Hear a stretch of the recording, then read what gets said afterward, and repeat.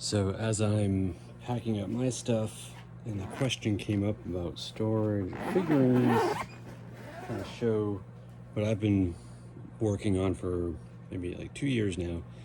But this is one of those holiday ornament storage boxes, and it's not the best. I'm not crazy about it, but I've tried to make it better and more suitable for what I need. It comes with these little drawer compartments that you put together, and that's fine.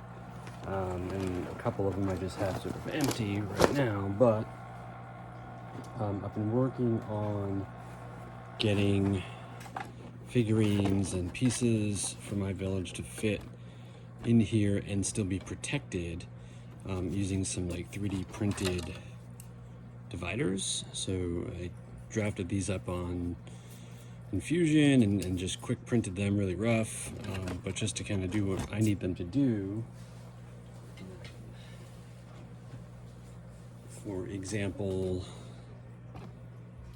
on some of these I can put a good number of figures in, figured out the sizes that works best for the majority, made a few different sizes, some big, some small, and then this sort of protects all the pieces because the frame of these inserts come right up to the edge of the drawer, or even just a little bit higher, so that you can put weight on here without impacting any of the pieces. So I've got a couple that are like this for like a village and like a cemetery scene, and again I've tried a few different types. There's some pieces like this on Thingiverse that I scaled up and printed out, and that's what's in here, I think. And you kind of slot them together, but I don't really like these as much. They're good because you can kind of create different sizes, but they break.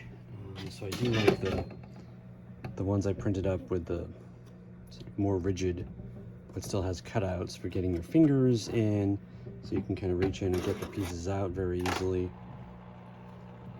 but then drop them out. So when I'm setting up a scene, I can pull out what I want, and it's been very good. So I like that.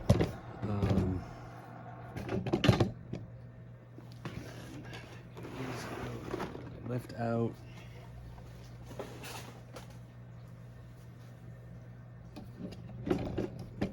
More same design. It's a good way to spool off old filament too. But these sections you can do big and small, put some of the bigger pieces in. You can see these are sort of kind of, no matter how I put it, everything is supported and protected, and I've got one for just like fences and bridges and stuff like that too. So it's coming along. Again, it helps me transport. I move my village between a couple different sites during the holidays, so being able to pack and transport it has been really, really handy.